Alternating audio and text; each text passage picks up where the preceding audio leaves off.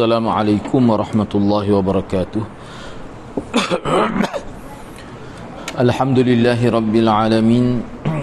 Wassalatu wassalamu ala asyrafil anbiya'i wal mursalin. Nahmaduhu wa nasta'inuhu wa nastaghfiruh.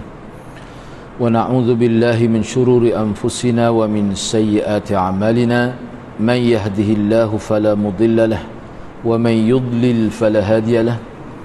Rabbi shrah li sadri wa yassir li amri wahlul 'uqdatam min lisani yafqahu qawli. Amma ba'd.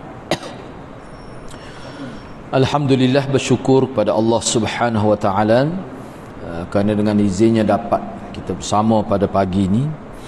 Insya-Allah pada pagi ini kita akan memulakan program talaqi Sahih Muslim. Jadi seperti mana yang telah dimaklumkan bahawa kitab yang akan digunakan sebagai teks sebenarnya bukan kitab asal lah, Sahih Muslim yang berjumlah 7,000 lebih hadis itu. Cumanya yang akan digunakan adalah mukhtasar, iaitu kitab ringkasan. Yang asalnya ringkasan ini daripada Syekh Al-Munziri, kemudian direngkaskan lagi oleh Syekh Nasiruddin Al-Albani. Jadi kitab yang kita akan guna ini, hak ringkas ni sekitar 2190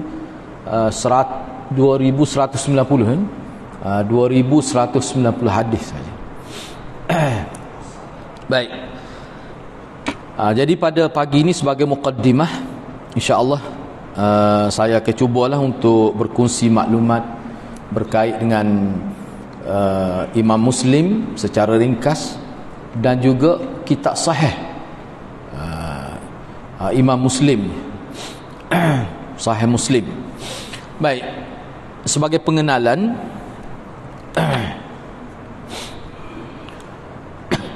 jadi insya-Allah dalam kesempatan ini kita akan membicarakan secara ringkas berkenaan dengan riwayat kehidupan Imam Muslim, tujuan Imam Muslim menghasilkan kitab sahih dia, serta bagaimana perkembangan kitab Sahih Muslim itu, sejauh mana penerimaan umat khususnya para ulama terhadap kitab Sahih Muslim. Selain daripada itu, saya akan jelaskan juga berkenaan dengan secara ringkaslah dari segi metodologi pengumpulan hadis-hadis yang digunakan oleh Imam Muslim dalam proses penyusunan kitab sahih dia, dengan menghuraikan beberapa keistimewaan dan juga mungkin ada sedikit kritikan terhadap Sahih Muslim. Baik, jadi perkembangan ilmu sentiasa berterusan dari semasa ke semasa dan tidak akan pupus sehinggalah berlakunya kiamat. Jadi oleh kerana ilmu hadis ini adalah ilmu sumber agama dan dia juga tersenarai sebagai ilmu wahyu, walaupun tidak seperti mana wahyu Al-Quran, tetapi tak mungkin seseorang itu boleh memahami Al-Quran sekiranya mereka tidak belajar hadis itu. Dan kedudukan Sahih Muslim ini adalah kedudukan yang tinggi. Boleh dikatakan ulama sepakatlah, ini antara kitab yang kedua, yang ini selepas Bukhari itu. Kitab Bukhari itu yang paling sahih lah selepas Al-Quran. Dan di bawah daripada Bukhari itu, kalau kita hadis, maka inilah Sahih Muslim. Baik. Jadi manusia sentiasa memerlukan ilmu kerana ilmu itu akan mendekatkan seseorang itu kepada penciptanya. Jadi kita belajar hadis ni sebenarnya kita nak taqarrub kepada Allah. Kita nak tahu secara dekat bagaimana kita nak urus kehidupan kita supaya selaras dengan kehendak Allah Subhanahu wa taala. Dan ilmu hadis ni sangat luas sebab dia menyentuh semua aspek kehidupan manusia. Jadi mempelajari hadis secara talqi, secara khusus, ini termasuk dalam tuntutan agama. Walaupun kita sedia maklum bahawa mana-mana ilmu yang bermanfaat yang dipelajari oleh manusia semuanya akan dapat pahala, dapat kelebihan. Tetapi yang paling dituntut, yang paling bersifat dururi adalah ilmu-ilmu agama. Jadi maknanya pengajian kita ni kita ambil daripada sumber yang asal. Seperti mana Allah Subhanahu wa taala berfirman, yarfa'illahu alladhina amanu minkum walladhina utul ilma darajat. Allah akan mengangkat orang-orang yang beriman di antara kamu dan orang-orang yang diberikan ilmu kepada beberapa darjat. Baik, ni saya cuba ringkaskan sebab nota ni pun dia 10 muka surat ni, sebab kita pun maksud untuk ringkas saja. Mungkin paling tidak pun dua siri saja. Anda cuba ringkaskan. Baik. Al-Quran dan hadis merupakan dua sumber ilmu yang terdapat dalam Islam. Segala ilmu yang bersumberkan nas-nas Al-Quran dan hadis dikenali sebagai ilmu nakli. Jadi kita belajar ni dia panggil ilmu nakli.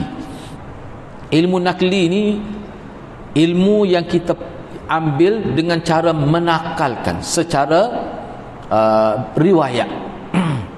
Secara riwayat, dan dia ada disiplin yang ketat. Bila kata ilmu nakal, dia ada disiplin yang ketat, bukan boleh ambil sembarangan. Itu maksudnya. Ilmu agama ni begitu, dia tidak ambil di tepi-tepi jalan, tidak. Ilmu nakli. Kalau bahasa kapung kan, ilmu ni tak boleh nak goreng tak terkalu. Itu maksudnya. Sebab ni ilmu nakli. Kebenaran yang terkandung di dalam Quran dan hadis merupakan kebenaran yang bersifat mutlak dan di luar jangkauan pengetahuan manusia. Hadis dari segi bahasa bermaksud baru, ni dari segi bahasa lah, atau penkhabaran. Sama ada penkhabaran itu sedikit atau banyak. Menurut Hafiz Ibn Hajar, ini dari sudut istilah lah. Sebab kalau kita belajar di sekolah dulu, bila sebut hadis ni, mana kata-kata Nabi, perbuatan Nabi dan takrir Nabi. Tapi Ibn Hajar dia sebut lebih daripada itu lagi. Jadi kata Hafiz Ibn Hajar, hadis ini ialah apa-apa yang disandarkan kepada Nabi Muhammad sallallahu alaihi wasallam.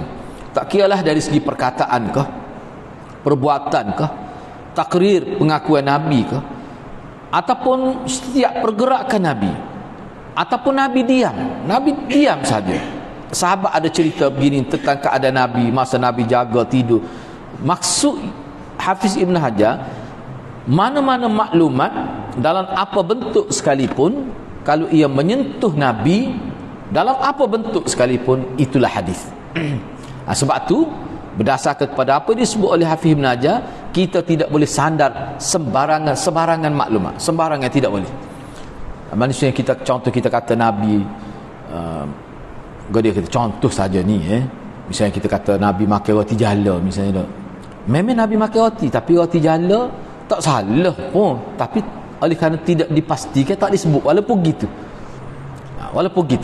Anda tidak kata berdosa besar, tapi makna setara tu pun tak boleh dah. Roti memang ada, tapi roti jala dia kena ada dalil.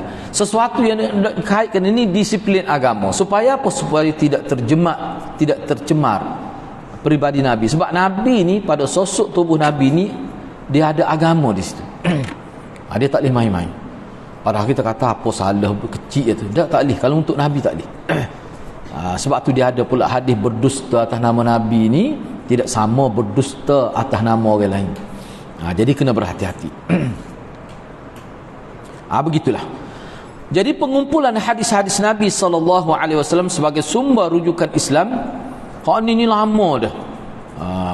Misalnya antara yang disebut, antara yang mempelopori lah pengumpulan hadis ni, Imam Bukhari misalnya, guru Imam Muslim, Imam Bukhari. Dia bermula daripada waktu itulah lahirnya usaha-usaha untuk memisahkan hadis-hadis yang benar dan palsu yang terdapat dalam masyarakat. Maknanya zaman Imam Bukhari sudah berlaku pencemaran terhadap hadis itu. Bila dia tersebar, jadi manusia yang menerima hadis ini adalah pelbagai watak manusia. Jadi sudah mula ada berlaku pencemaran itu. Di situlah lahir, timbul idea, semangat hasil daripada kita kata motivasi daripada guru Imam Bukhari sendiri. Manakala dalam kitab ada salah seorang guru dia yang mendorong Imam Bukhari ni, nama Ali bin Al-Mawafi tu. Jadi dialah antara guru Imam Bukhari yang memberi galakkan pada Imam Bukhari supaya kumpul hadis dan membuat semakan terhadap setiap hadis itu berdasar kepada sanad dan juga berdasar pada matan itu. Bermula daripada situlah lahirnya usaha-usaha untuk membuat penapisan hadis-hadis, untuk memisahkan di antara hadis yang betul-betul daripada Rasulullah dan hadis yang direka oleh setengah pihak. Sebab pada waktu ni pun sudah tersebar dalam masyarakat hadis-hadis palsu. Kalau zaman kita lagi lah, ya.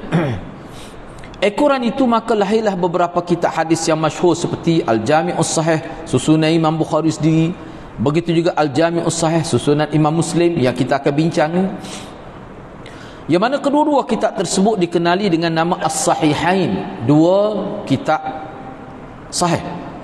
Selepas kitab ini maka lahirlah pula 4 buah kitab yang dinamakan As-Sunan Al-Arba'ah. Bila sebut Sunan Arba'ah mana tolak Bukhari Muslim. Kalau Sunan Sittah campur dengan Bukhari Muslim. Jadi Sunan Arba'ah ni maksudnya Abi Daud, Tirmizi, Nasa'i dan Ibnu Majah itu. Baik, tak apalah. Sekarang ini anda nak pergi terus kepada kita nak bincang tentang biodata Imam Muslim secara ringkas. Jadi Imam Muslim yang kita nak bincang kitab dia ni, Sahih Muslim ni, kita nak berkenalan. Kita nak berkenalan dulu secara ringkas dengan Imam Muslim ni.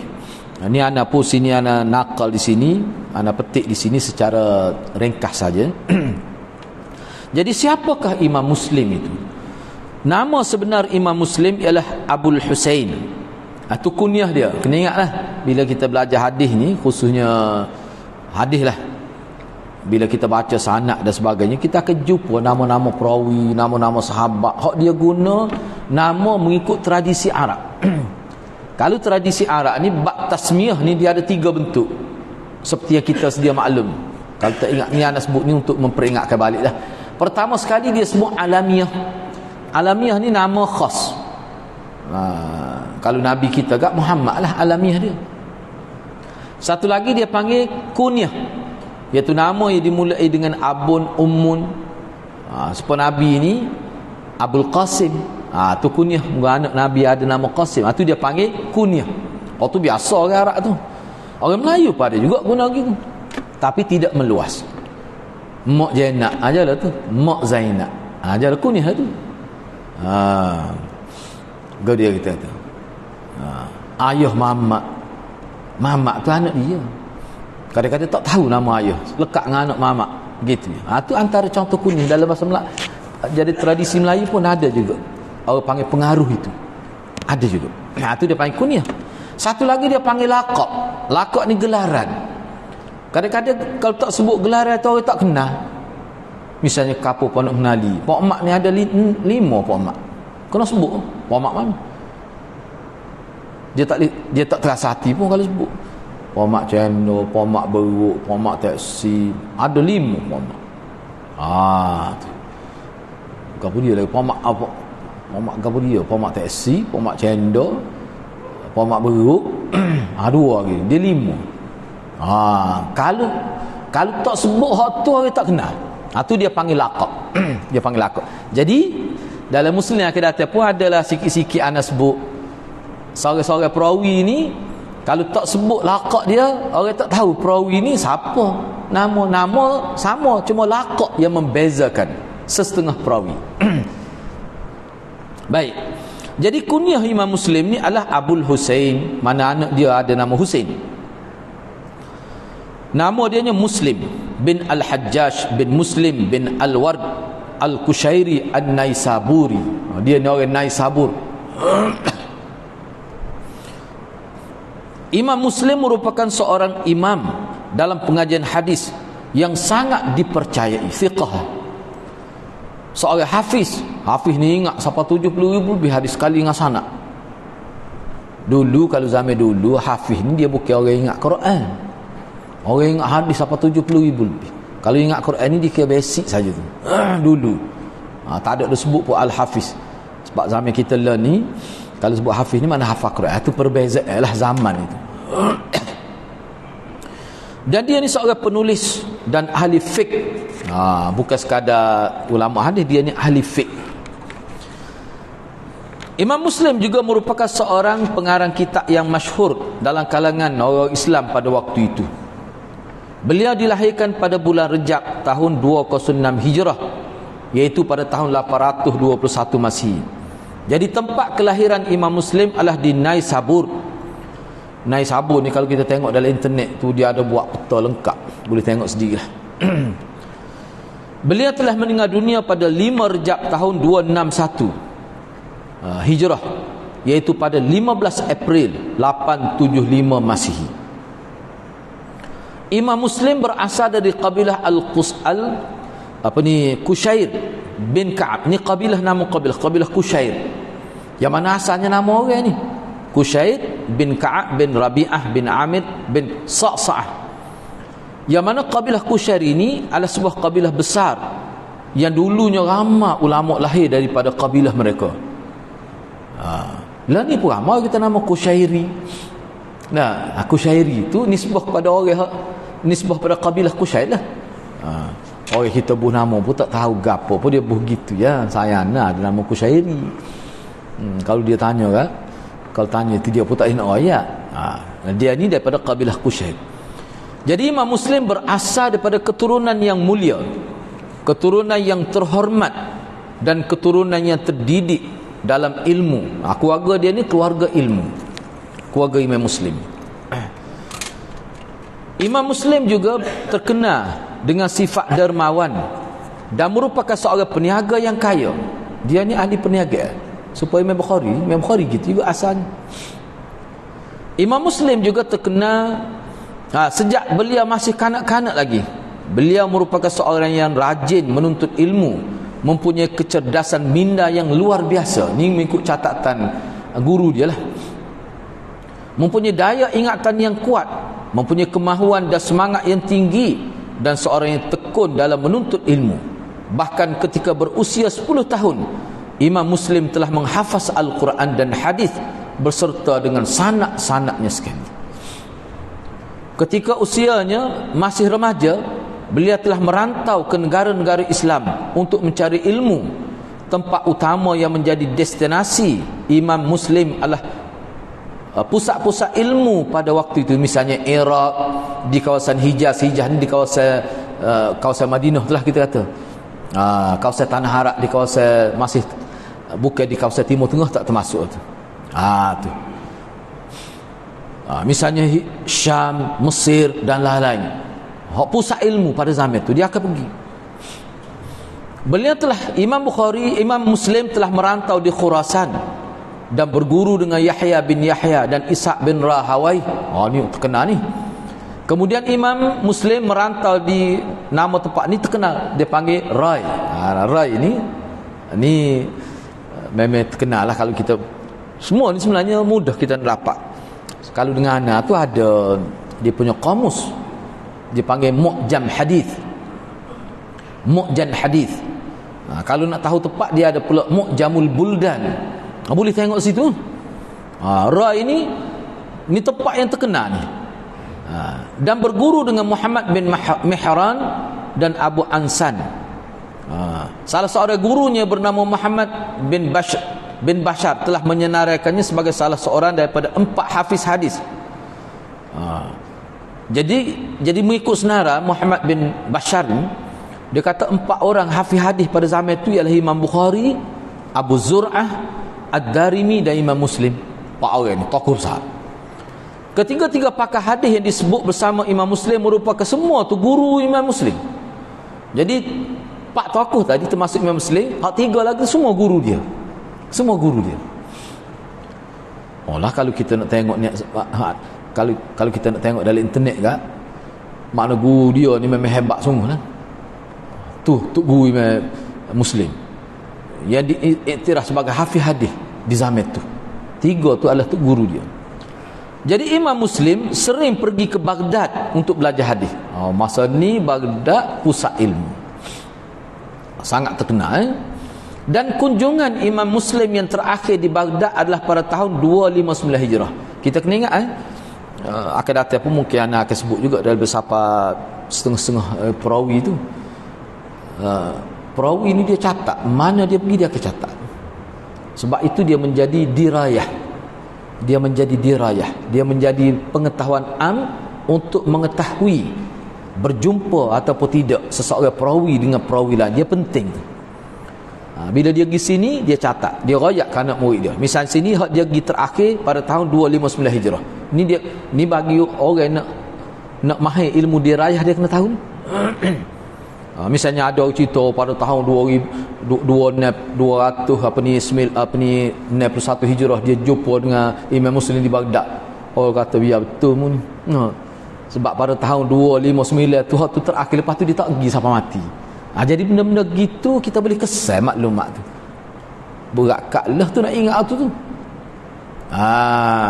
Daripada sinilah dia, jadi makna tarikh musafir, tarikh nazal di mana-mana tempat itu sangat penting. Ana tak ingat, ana akak tangan lah.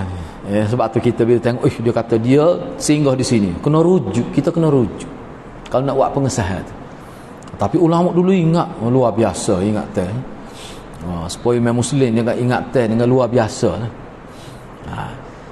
Jadi dia boleh sebut di atas tahun 259 tu kali terakhir, lepas tu dia tak pergi dah. Ketika Imam Bukhari datang ke Naisabur, Imam Muslim berguru dengan Imam Bukhari kerana dia tahu kelebihan Imam Bukhari.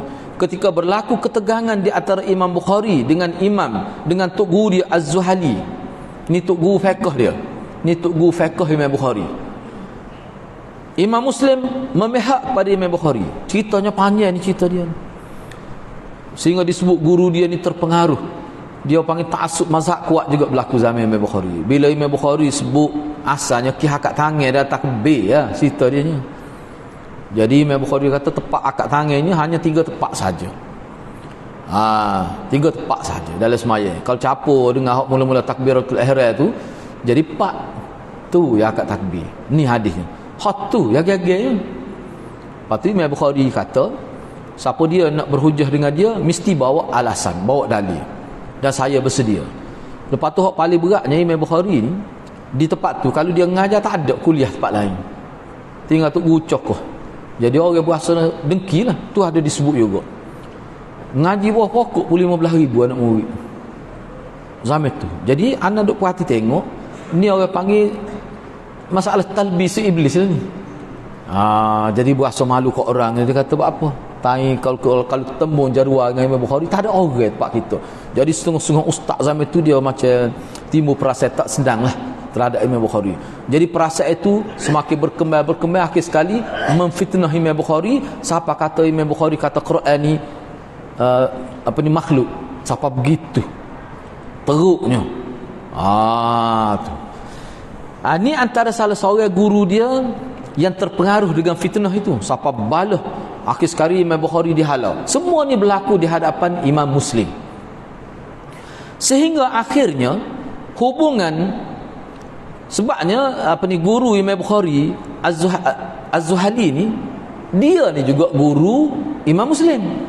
Jadi bila berlaku konflik di antara Imam Bukhari dengan Zuhali, maka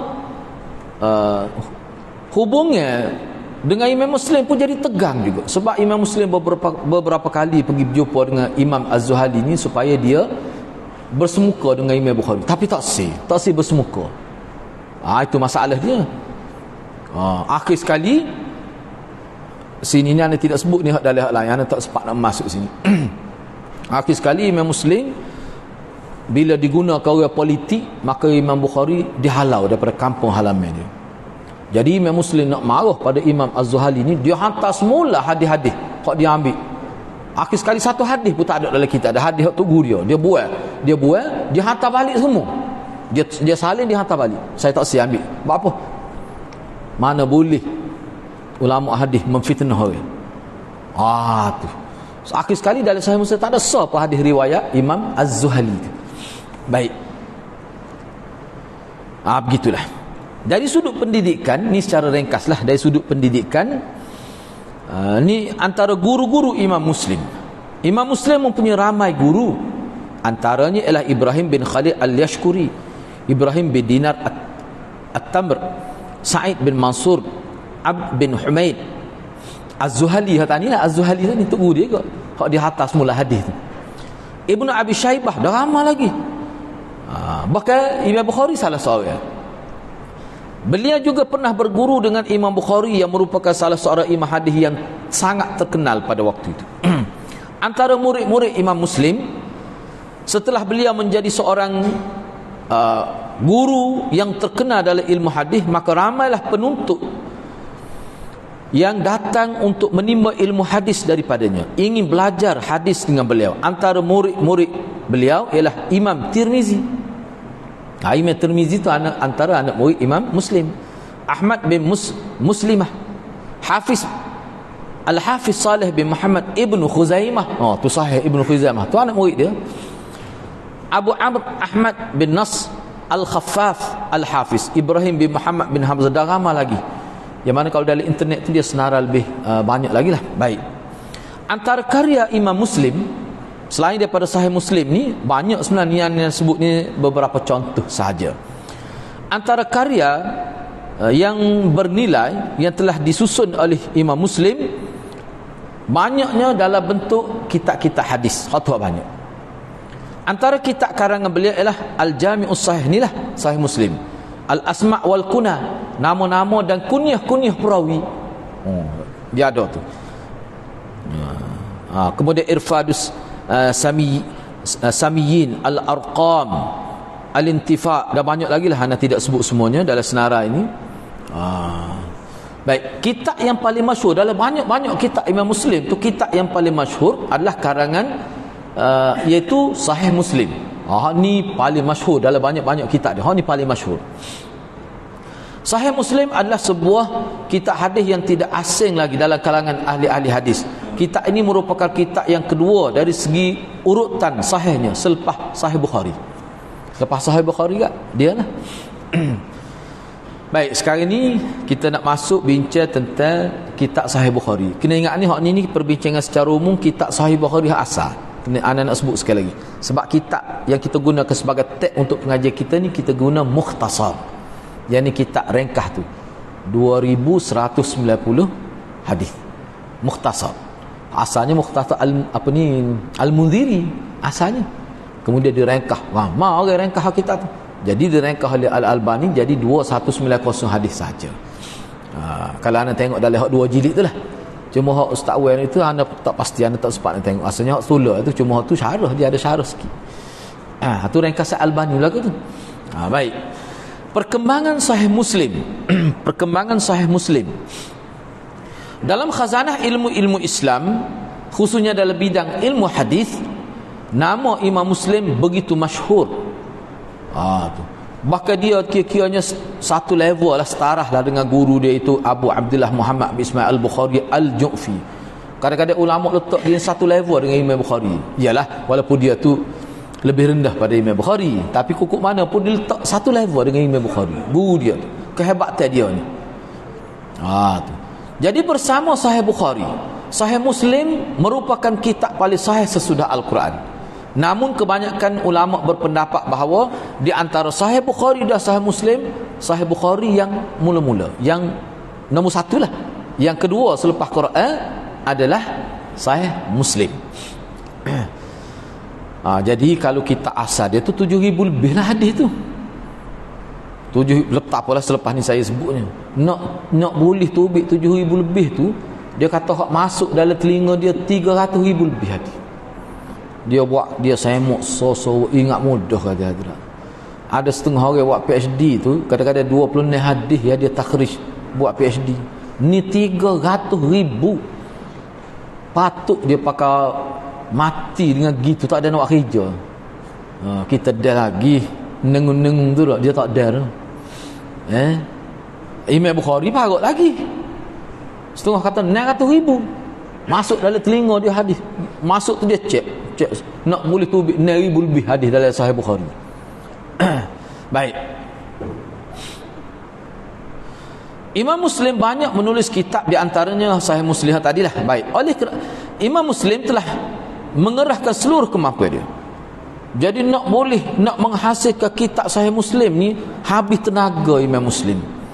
Meneliti 300,000 hadis, mempelajari setiap nama perawi tu dia cek satu-satu.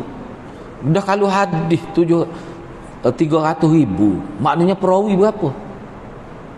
Kalau sahadis tu ada 5 perawi, kali dengan 3, tidak 1 juta lebih.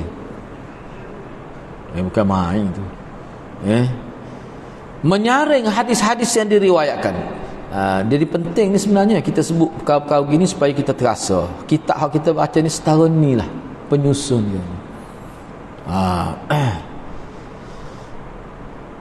Membandingkan riwayat-riwayat antara satu sama lain. Ni salah satu kaedah. Salah satu kaedah nak tahu, ni orang panggil kaedah tahqiq. Nak pasti hadis ni hak mana hak betulnya. Apa beza kena banding. Lepas tu bila banding hadis tak serupa dari sudut mana. Lepas tu kena tengok pula dia punya perawi-perawi. Oi berat tuan-tuan. Kita baca pun rasa berat. So kau buat sendiri. Jadi Imam Muslim sangat teliti dan hati-hati dalam menggunakan lafaz-lafaz hadis dan selalu memberikan isyarat akan adanya perbezaan antara lafaz-lafaz itu. Hak ni kita bila kita belajar Bukhari anak akan sebut dah ni.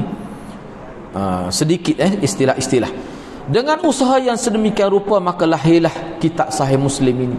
Namun begitu nama kitab ini pada asalnya sebagaimana dinakalkan oleh Dr. Muhammad Mustafa Al-A'zami dari Ibn Khair, iaitu Al-Musnadus Sahih Al-Mukhtasar Minnas Sunan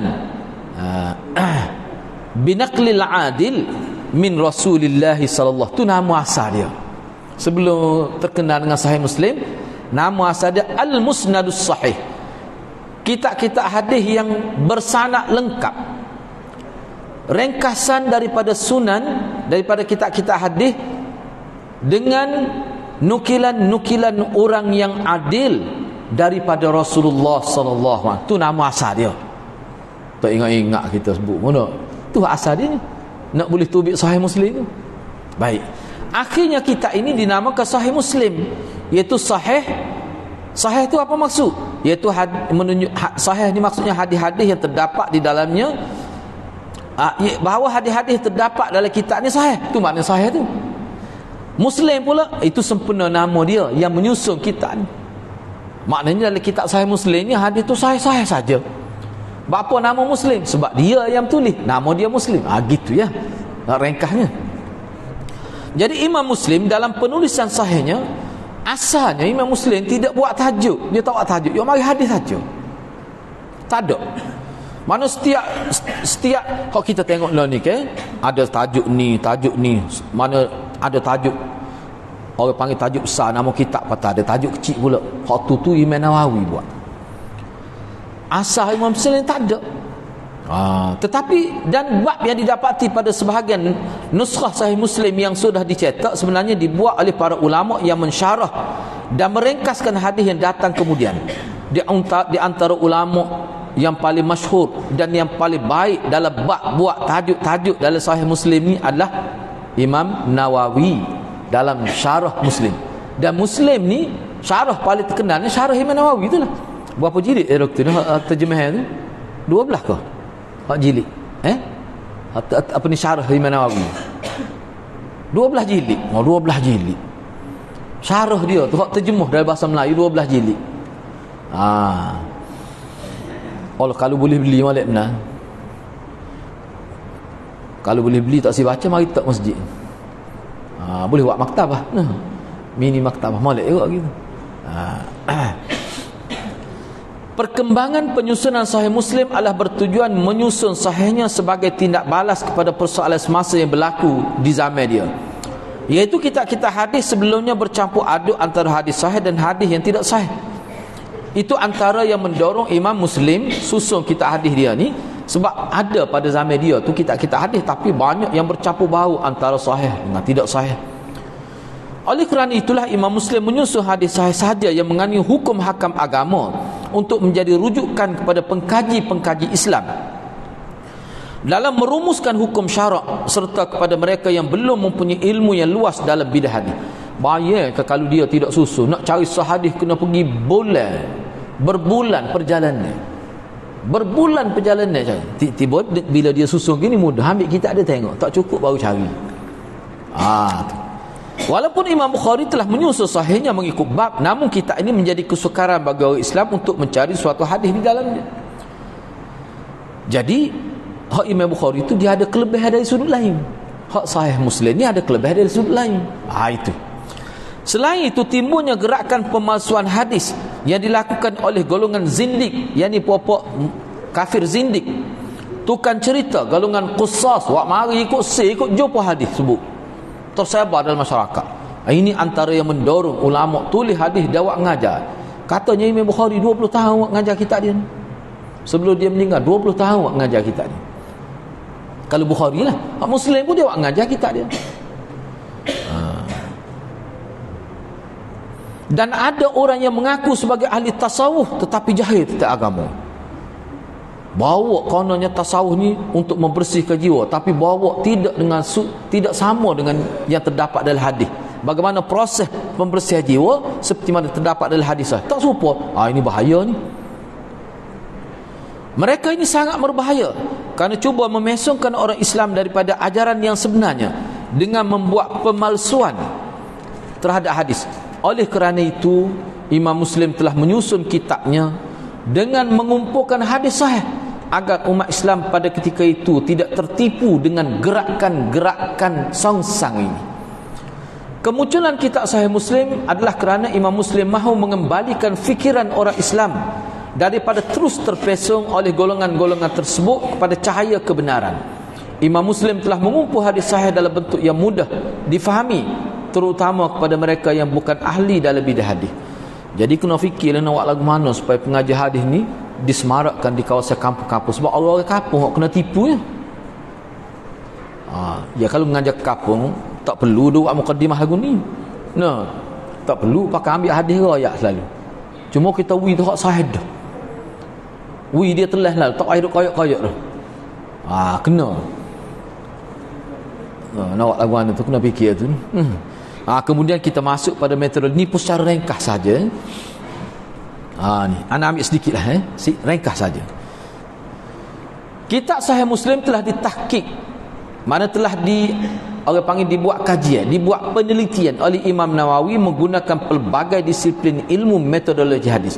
Nak boleh Imam Nawawi syarah, akhir sekali syarah dia syarah yang paling utama lah. Terdapat dua metodologi yang digunakan dalam menulis kitab Sahih Muslim, iaitu metodologi secara umum berkaitan dengan kitab ini dan metodologi penulisan yang khusus yang telah digunakan oleh Imam Muslim dalam penulisan hadisnya. Kenapa Imam Muslim terpaksa buat kajian dulu sebelum itu? Sebab tak ada tajuk asalnya. Jadi nak buat tajuk tu dia kena faham apa Imam Muslim susun hadis. Sebab Imam Muslim dia susun hadis tu dia ada maksud dia. Jadi pada tajuk yang dibuat oleh Imam Nawawi itu dia selarah dengan nilai hadis-hadis yang dibawa tu. Jadi payahlah. Usaha besar ni. Jadi metodologi umum dari segi penggunaan tulisan, Imam Muslim menggunakan tulisan dalam bentuk khak nasakh. Asal dia guna khak nasakh. Khak biasalah, khak rasmi, khak standard. Beliau menulis tajuk atau kitab bab sanad matan dan ayat Al-Quran. Tu asalnya tak ada tu tajuk tu, tak ada, cuma Imam Nawawi lah buatnya. Tulisan hadis ditulis dengan sahih yang kecil. Beliau meletakkan baris pada semua kalimah hadis serta ayat-ayat Quran. Ni kerja Imam Nawawi ni. Dia hak makhtutah manuskrip asal tu dia gitu ya. Jadi nak boleh tak baris dan sebagainya. Dari segi penyusunan kitab ini dimulakan dengan biodata Imam Muslim. Jadi dalam Sahih Muslim tu mula-mula sekali ada biodata Imam Muslim. Hak buat biodata Imam Muslim tu Imam Nawawi lah. Sebelum tu ada gitu Imam Muslim tak buat biodata dia. Imam Nawawi yang buat. Jadi biodata yang dibuat oleh Imam Nawawi terhadap biodata Imam Muslim ni memuatkan serba sedikit tentang pengenalan Imam Muslim, sama ada dalam kehidupan, pendidikan dan sebagainya. Kemudian Imam Nawawi mengulas tentang kitab Sahih Muslim secara ringkas dan menguraikan sedikit metodologi. Begitulah cara penulisan dia. Tu ya. Lepas tu dalam kitab ni dia ada muqaddimah, lepas tu dia mula dengan basmalah, seterusnya masuk pada kitab pertama hingga kitab terakhir dimulai dengan kitab iman. Jadi kalau kitab Bukhari mula kitab wahyu. Kalau kitab Bukhari kan dia mula dengan panggil Kitabul Wahyi, kemudian tajuk kecil Kaifakana Badul Wahyi, selepas tu baru Kitabul Iman, selepas tu Kitabul Ilm. Tapi Muslim ni tidak, dia bermula dengan kitab ilmu terlebih dahulu dan berakhir dengan kitab tafsir. Jumlah tajuk yang terdapat dari Sahih Muslim ada kemungkinan berbeza lah berdasar pada nuskhah-nuskhah yang ditulis oleh anak murid dia. Cumanya hak kita baca ni, hak ditahqiq oleh Imam Nawawi, dia panggil kitab ni tajuk induk, Kitabul Ilm. Tu mana tajuk induk ada 54 tajuk, 54. Tu asal dia tu, tapi hak kita baca ni tak ada lah, mengerengkah. Tajuk utama diletakkan pada setiap helaian muka surat yang baru. Jadi kalau tajuk induk dia letak dalam helaian yang baru, dia buat gitu, dia tebarkan, dia sebut ni metod yang digunakan. Setiap hadis itu disambung dengan sanad dan matan yang sahih, dan pada penghujung hadis diletakkan ayat-ayat Al-Quran bagi menguatkan hadis. Jadi ayat Quran digunakan juga untuk menyokong hadis itu. Baik, itu cara dia. Kalau kita kata kalau Riyadhus Shalihin, tidak, wak mari hadis dulu, wak mari tajuk, wak mari hadis, wak mari tajuk, wak mari ayat Quran, baru wak mari hadis. Ni tak. Mana ayat Quran digunakan untuk ayatnya, hadis ni dia ikut Quran. Jadi Quran itu penyokong jadinya, seolah-olah begitulah. Begitu. Kemudian dari segi gaya bahasa ni, benda ni ringkas ni sebenarnya. Kalau nak kira dia sebenarnya, kalau nak itu sungguhlah silap-silap setahun lah. Sebab apa? Sebab dia kalau dalam kitab asal dia tu, separuh kitab setempat tu, separuh tu biodata, dia punya biodata berkenaan dengan Sahih Muslim saja. Tapi hak ni Nana ambil 10 muka surat saja. Jadi hak ni seterusnya kita bincang minggu depan lah, insya-Allah. Jadi kita berhenti setakat tu dulu. Jadi minggu depan pun kita nak bincang dulu bab mukaddimah ni juga. Dan sebenarnya mungkin habis minggu depan lah. Kita ingat nak buat 2 siri, walaupun ana buat sini 10 muka surat, tapi ana tidak baca semua. Jadi masuk untuk rangkaian yang ketiga tu kita insya-Allah dah lah. Tu kita masuk pada hadis supaya ringkas. Jadi ana berhenti setakat tu dulu. Mudah-mudahan Allah berkati kita semua. Aku lu qauli hadza wa astaghfirullahal azim li wa lakum. Wassalamualaikum warahmatullahi wabarakatuh.